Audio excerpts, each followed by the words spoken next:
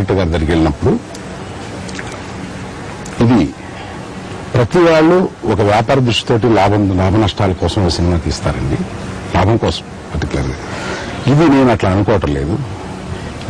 ఇందులో మన సినిమా వచ్చేదానికన్నా కొంచెం ఎక్కువ ఖర్చు అయినా కూడా ఒక చాలా పెద్ద సినిమా తీయాలి చరణ్ తోటి. అది తప్పనిసరిగా సూపర్ డూపర్ హిట్ అవ్వాలి. క్యాల్కులేషన్స్ కి సంబంధం లేకుండా నేను ఖర్చు చేసి తీయాలని ఉంది. ఇది చరణ్ గనక అని చెప్పి రాజమౌళి గారిని అడిగాను.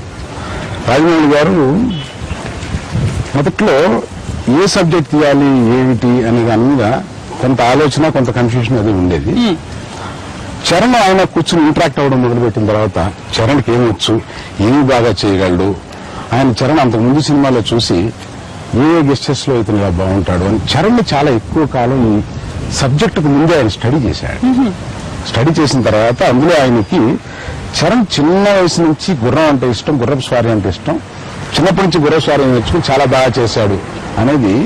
ఇందులో గుర్రపు స్వారీల్లో ఒక్క షాట్ కూడా డూప్ లేదండి. ఆ బస్సు పక్కన 70 మైల్స్ స్పీడ్ లాగా మనకు కనపడే ఆ గుడ్డ మొహం మీద ఉంటుంది. అది కూడా చరణ్ తన సొంతంగా ఏ డూపు లేకుండా చేశాడు.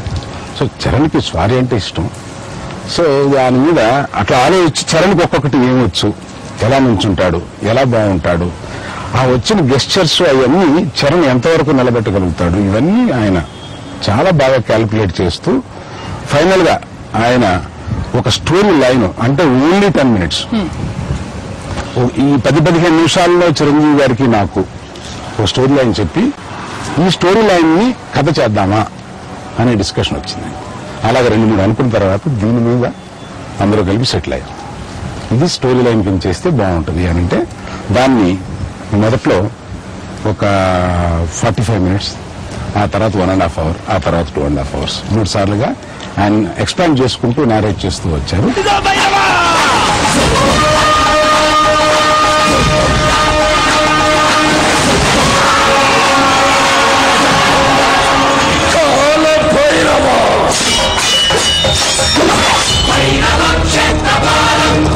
అండ్ ప్రతి ఇంటర్వ్యూలో చెప్తూ వచ్చారు మీరు best producer to work with అని చెప్పి, ఎక్కడ అడ్డుకట్ట వేయకుండా ఫ్రీ హ్యాండ్ ఇచ్చేసారని చెప్పి. ఇప్పుడు అర్థమవుతుంది ఫ్రీ హ్యాండ్ అంటే.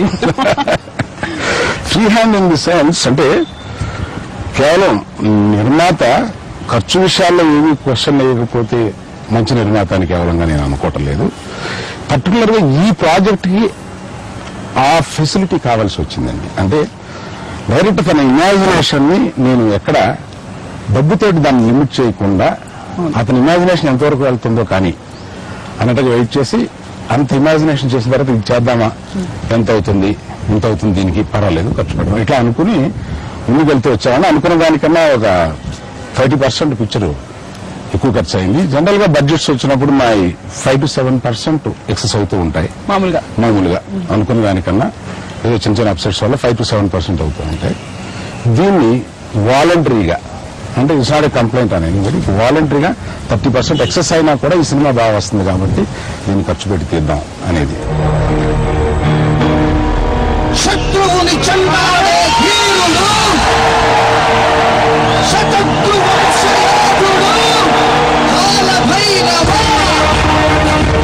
ఒక మామగా మీరు చరణ్ గురించి మాట్లాడుతున్నప్పుడు మీ మొహంలో సంతోషం, ప్రేమ, ఆనందం కనిపిస్తున్నాయి.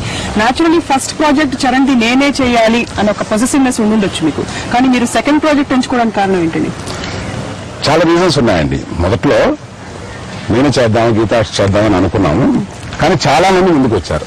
చరణ్ తో ఫస్ట్ ప్రాజెక్ట్ చాలా క్రేజీగా ఉంటుంది, చేద్దామని చాలా మంది అడిగారు. అందులో అశ్వత్ గారు పెద్ద నిర్మాత, బాగా ఖర్చు పెట్టి బాగా చేస్తారు అని చెప్పి వారిని తీయడమే కాకుండా ఇందులో ఒక చిన్న ఒక ఇన్వైబ్డ్ అంటే చరణ్ అంటే ప్రేమతో చేసిన చిన్న పని ఫస్ట్ పిక్చర్ అశ్వత్ గారిని చేయమన్నామండి. ఏంటంటే ఫర్ ఎనీ రీజన్ ఇంకొక పెద్ద బాగా ఖర్చు పెట్టి చేయడానికి నేను ఎప్పుడు ఉన్నాను, right, irrespective of the first pictures result I'm there అని ఒక క్వశ్చన్ ఇచ్చి ఫస్ట్ పిక్చర్ నుంచి నేను వస్తున్నాను అనేది అనుకున్నాం.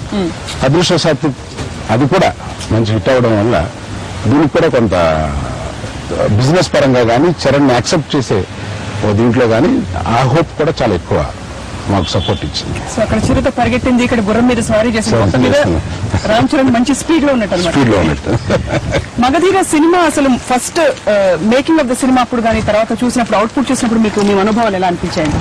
ఇంత పెద్ద సినిమా నిజంగానే మనం తీసామా అన్న ఫీలింగ్ వచ్చిందండి. ఇది ఇమాజిన్ చేసుకుంటాం, సెట్ చూస్తాం, అది చూస్తాం, ఇది చేస్తాం, కానీ అన్నీ కలిపితే ఎలా వస్తాయి అనేది ఆఖరణగానే తెలియదండి. సో నిజంగా director, it's a directors media. Director 24 hours అంటే నిద్రపోయినప్పుడు కూడా ఇదే ఆలోచిస్తూ ఉంటాడేమో తెలియదు నాకు. ఆయన మెలకు వచ్చిన దగ్గర తిరిగి పడుకునే వరకు ఈ సినిమా గురించే ఆయన ఆలోచించడం అనేది ఒక rare quality of a good director. అందుకని నేను అసలు నాకు క్వశ్చన్ చేయడానికి కూడా ఆయన నాకు అసలు మనసు రాదు అతను చూస్తే. Very inspiring director. His hard work is no match.